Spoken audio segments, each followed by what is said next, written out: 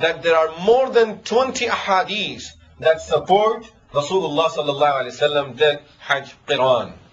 Of course, because of that, it would be the best form of Hajj, but it's the most difficult one also at the same time, because you will be keeping your ihram and don't get out of it, which means you have to observe all the rulings of ihram throughout the time that the person in Makkah Mukarramah. For people like us who are not used to ihram, it's a little difficult to continue with it all of that time. Rasulullah sallallahu alaihi wasallam had his camels also that he was going to slaughter over there in Makkah. He took them with him from Medina Munawwara. He took some with him, and Ali radiallahu anhu brought some with him from Yemen. So Najiyah al-Aslami radiallahu anhu is the name of the Sahabi who was in charge of all of these camels of Rasulullah sallallahu alaihi wasallam. Rasulullah sallallahu alaihi wasallam started reciting Labbaik Allahumma Labbaik continuously throughout his way. He's reciting the Talbiyah, and sometime he says Labbaik Allahumma bi umratin wa hajjah. Ya Allah, I'm here to perform a umrah and hajj. Sometime he mentions only hajj, Labbaik Allahumma bi hajjah. Ya Allah, I'm here to perform a hajj. Sometime he just mentions a umrah, Labbaik Allahumma bi umrah. Ya Allah, I'm here to perform a umrah. And because of this, depending on which Sahabi, 124,000, which Sahabi is closer to him at that time, people are saying Rasulullah sallallahu alaihi wasallam's ihram was for hajj.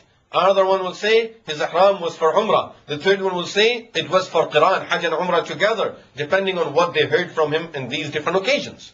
Someone heard just the word umrah, then he got far from Rasulullah sallallahu alaihi wasallam. He didn't hear the word hajj and umrah later on. So every Sahabi narrated what he heard.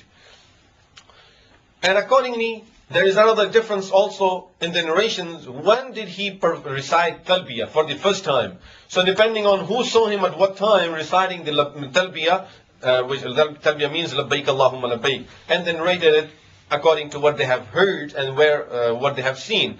So the first occasion that is narrated about Rasulullah sallallahu alaihi wasallam reciting Labbaik Allahumma Labbaik was in Zul Hulayfa after performing the 2 rak'ah salah.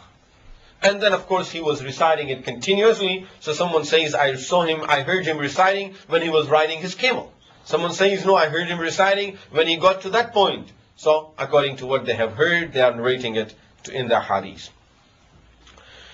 Rasulullah sallallahu alaihi wasallam, after he put his ihram on, he recited Talbiyah Labbaik. He mentioned to Sahaba Ridwanullahi alayhim ajma'een that an angel have come to me and he ordered me that on behalf of Allah subhanahu wa ta'ala to use this blessed place. Allah have blessed this place, Dhul Hulayfa, so that we can use it for putting our ihram on.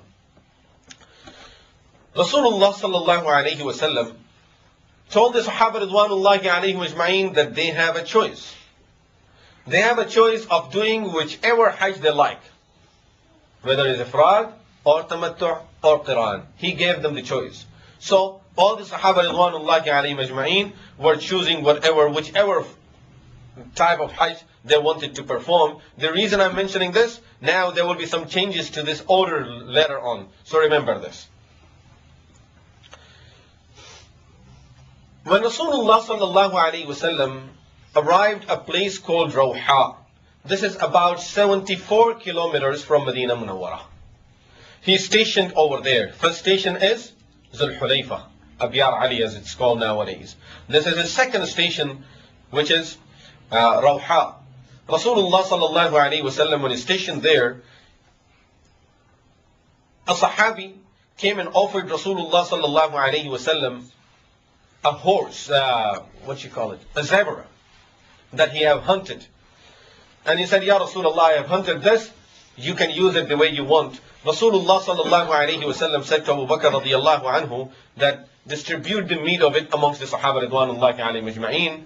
This tells us that if someone else have hunted something and that person is not in ihram, no one who has ihram have helped that person in any way or showed him, did anything regarding hunting, then it's allowed for these people that have ihram on to use that animal. But if anyone that is in ihram or someone inside the boundaries of haram if Makkah Mukarramah, the Haram of Makkah, if someone inside those boundaries or someone in the state of Ihram will be killing the animal, that animal will be just like a dead animal and is not allowed for anyone to eat from it. No one is allowed to eat from that animal.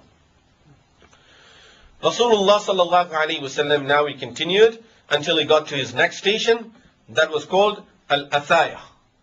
This was the third station of Rasulullah sallallahu alaihi wasallam during this journey.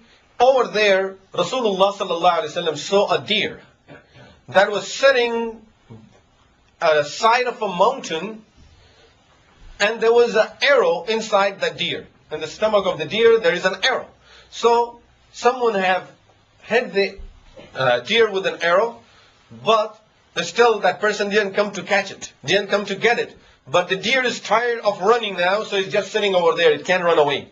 Rasulullah sallallahu alaihi wasallam asked one of the Sahaba Ridwanullahi Majma'in to stop over there and don't allow anyone to touch the deer except for the person who have hit it. And then tell me who that person is. So that person stayed, that Sahabi stayed over there to stop anyone from touching that deer because all the people are in Ihram. Finally a man came who was not in Ihram, and then only they found out the person who have hit the deer with that arrow was a person who does not have Ihram on. Rasulullah sallallahu alayhi wasallam continued until he stationed, now this is the fourth station of Rasulullah sallallahu alayhi wasallam, at a place called Al-Araj. When he stationed over there, they all are hungry. Rasulullah sallallahu alayhi wasallam had all of his baggage, his staff, with the baggage of Abu Bakr radiallahu anhu on a separate camel. So they had one camel for all of their baggage.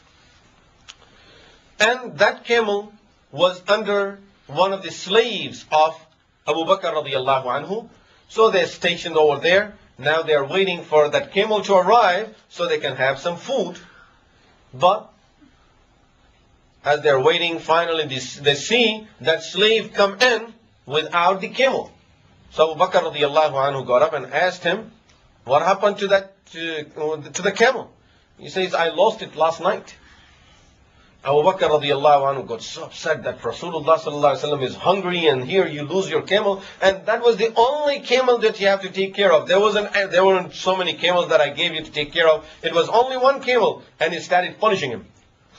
Rasulullah sallallahu alaihi wasallam was looking at it and smiling and saying, look at this Hajj, what is he doing? Now we learn two things from this, or many more, but two things that I like to point out from this. Number one,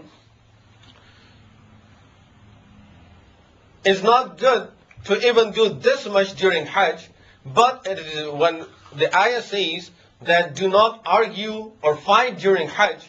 If a person like a master or a teacher or a father is punishing a student or a son, something like this, is not part of argument that Allah subhanahu wa ta'ala has forbidden in Hajj. Otherwise Rasulullah sallallahu alaihi wasallam would not be smiling at looking at this, and he would have said something different to Abu Bakr radiallahu anhu. Anyway, Rasulullah sallallahu alaihi wasallam finally said to Abu Bakr, stop, come back. It was from Qadr. Allah had it was written by Allah subhanahu wa ta'ala, the camel is gone, don't worry about it, Allah will give us something better. And as they said, of course the news spread throughout the people that Rasulullah sallallahu alaihi wasallam's camel is lost. So a Sahabi came to Rasulullah sallallahu alaihi wasallam, Fudala al-Aslami radiyallahu anhu, he brought some sweet. Ya Rasulullah, here, eat this. Rasulullah sallallahu alaihi wasallam said to Abu Bakr radiyallahu anhu, see, Allah subhanahu wa ta'ala is sending us now better than what we have lost. And then finally Sa'ad radiallahu anhu came with a camel to Rasulullah sallallahu alaihi wasallam. Ya Rasulullah, this is a camel, a gift to you, and is loaded with all the baggage, with everything that you may need for this trip.